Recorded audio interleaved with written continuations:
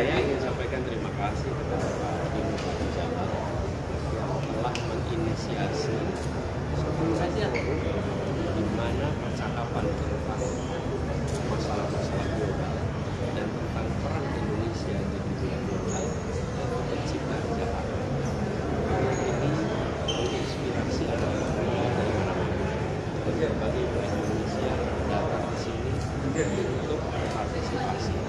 Ini adalah salah satu jenis kegiatan yang negara seharusnya dukung.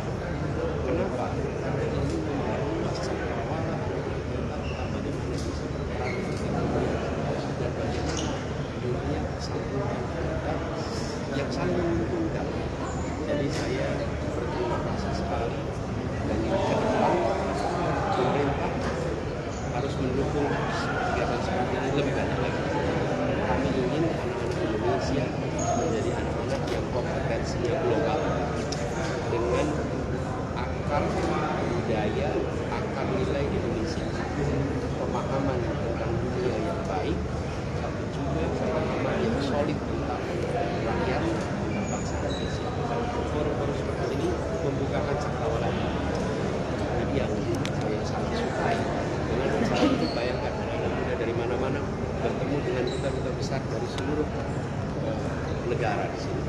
Ini jenis-jenis kegiatan harus terus terulang. Dan saya yang kedua, terima kasih undangan untuk berbagi pandangan. Karena kami sampaikan bahwa Indonesia ke depan adalah Indonesia yang harus aktif, yang berperan, Indonesia yang ikut mengarahkan arah perjalanan global. Pak Anies, tadi kan tantangan global Bapak sempat sebutkan salah satunya demokrasi ya Pak, termasuk juga di Indonesia. Juga belakangan ini kan ada kontroversi KPK, MK gitu-gitu. Nah, strategi Bapak itu seperti apa Pak untuk menangani tantangan yang Bapak sebutkan tadi? Ya, mengembalikan supremasi hukum, memandirikan institusi-institusi penegakan hukum seperti KPK. Dan Indonesia harus bisa meningkatkan angka-angka itu semua, melakukan perbaikan supaya kita pun berwibawa di dalam berdiplomasi tingkat internasional. Semua kegiatan diplomasi internasional itu awalnya dari domestik. Kalau domestik kita bisa lakukan demokratisasi, domestik kita ada kebebasan berbicara, domestik kita ada penegakan hukum yang baik, maka mengkampanyekan nilai itu di dunia internasional itu akan direspon positif karena sudah mengerjakannya di dalam negeri. Tapi bila dalam negeri kita tidak mengerjakan, maka ke dunia internasional juga kita tidak bisa mengkampanyekan itu. Jadi kami berpandangan itu PR-PR yang harus kita segera selesaikan. Dan bagi Indonesia sendiri diperlukan. Kita menginginkan adanya negara yang terpercaya, trust level pada negara yang tinggi. Dari siapa? Dari rakyat. Dan itu prioritas utama. Oke, tadi kan ada soal PBB, tadi Pak yang sempat rapid question, kan Pak Bapak bilang kalau misalnya akan kembali hadir di sidang PBB jika nanti terpilih. Ada alasan khusus karena 10 tahun ini kita nggak pernah Ya hadir. itu alasannya. Ada penjelasan lagi Pak? Pak soal rapid question ASEAN atau G20? Ini, mengapa kehadiran kita itu menurut kami penting? Karena itu adalah pertemuan tertinggi dari pemimpin-pemimpin dunia. Dan di situ semua hadir untuk menyampaikan pandangannya tentang dunia dan apa yang harus dikerjakan dunia. Indonesia sebagai negara terbesar keempat dengan potensi yang luar biasa perlu hadir dan perlu menyampaikan gagasan yang bisa digunakan oleh seluruh dunia. Pak, tadi Bapak sampaikan, Pak Anies selama ini pemerintahan Jokowi dikenal dekat dengan China ya, dalam kebijakan politik luar negeri, termasuk gabung dengan Belt and Road Initiative. Maka Anda akan mempertahankan itu. Kita harus dekat dengan semua. Indonesia harus kreatif di dalam membangun kedekatan dengan semua. Karena kita memiliki kepentingan yang sangat banyak dan kepentingan itu harus diakomodasi dengan kerjasama dengan berbagai pihak. Jadi harus dekat dengan Uni Eropa, harus dekat dengan Cina, dan kita mengadopsi One China Policy yang itu tidak berubah. Kita akan pertahankan kebijakan One China Policy, kita akan menjunjung tinggi kebijakan One China Policy, dan kita harus dekat juga dengan Jepang, harus dekat juga dengan Korea, harus dekat juga dengan Amerika, dengan Australia, dengan Singapura, dengan Malaysia. Jadi di dalam konstelasi yang istilah tadi adalah multipolar, kita harus kreatif di dalam membangun kedekatan dengan semua. Dan kita bisa membangun kedekatan dengan semua. KPU yang mengeluarkan debat cawapres ini tidak ada sendiri, tapi bergabung dengan paslon dengan capres ya. Dari timnas sendiri bagaimana sih Pak, sudah ada Jadi begini. obrolan Jadi terkait dengan setahu saya dari tim sudah mengirimkan surat kepada KPU usulan terkait format debat. Dan tim belum pernah diajak berbicara. Pengalaman kami dulu selalu tiga pasangan calon itu ada utusannya yang diajak bicara, merumuskan bersama-sama.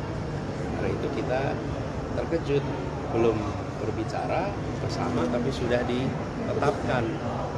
Dan nanti pada waktunya surat itu akan disampaikan juga. Pak Anies tadi soal Pak, inflasi sekarang 0,3%. Ini adalah soal menghormati rakyat Indonesia. Rakyat Indonesia itu harus dihormati. Cara menghormatinya bagaimana? Dengan menunjukkan calon presidennya, dengan menunjukkan calon wakil presidennya. Jangan disembunyikan, tapi ditunjukkan. Ditunjukkan juga untuk menghormati pemilih, supaya rakyat Indonesia bisa melihat dari dekat setiap calon. Dan saya bersyukur cawapres yang berpasangan dengan saya ini kompetensinya luar biasa, punya pengalaman yang luar biasa. Tidak ada yang perlu disembunyikan dari Gus Imin. Jadi kalaupun Jadi saya terusin begini, jadi Gus Imin ini rekam jejaknya di dalam politik panjang, kiprahnya aktivis sejak muda, pernah menjadi pimpinan DPR termuda, pernah di kabinet usia muda. Jadi ini adalah seorang contoh bagaimana rekam jejaknya harus diketahui oleh publik. Jadi saya berpandangan perlu ada forum untuk calon presiden biar rakyat bisa memperbandingkan. Lalu perlu ada forum untuk calon presiden biar rakyat juga memperbandingkan. Dan itu adalah cara memberikan penghormatan kepada rakyat. Karena rakyatlah pemegang kekuasaan. Biarlah rakyat mengetahui secara lengkap detail. Pak, terakhir mungkin inflasi kan sekarang 0,36%, sedangkan kemarin Presiden Jokowi ini bilang peredaran uang ini sedang kering di Indonesia. Ini bagaimana tanggapan Bapak? Pak Anies tadi soal IKN, Bapak kan sempat menyinggung tuh Pak. Pak, tadi kan Bapak bilang tuh kalau misalkan yang dubes itu pada mau apa enggak gitu pindah Pak. Oh iya, Repeat question, Pak. iya pertanyaannya berbondong-bondong, berderet. Dan saya tidak mengira juga ditanya apa mata pelajaran paling disukai. Dan ASEAN, Bapak duduk di ASEAN. Sebenarnya begini, saya tadi sampaikan ini, saya hati-hati ketika mengatakan ini tidak mutually eksklusif. Mutually eksklusif itu kan kalau A berarti tidak B, kalau B berarti tidak A. Enggak, ini sama-sama penting. ASEAN penting, G20 penting. Tapi kalau harus misalnya jadwalnya tentukan mana yang dihadiri, hadir ASEAN dulu baru hadir G20.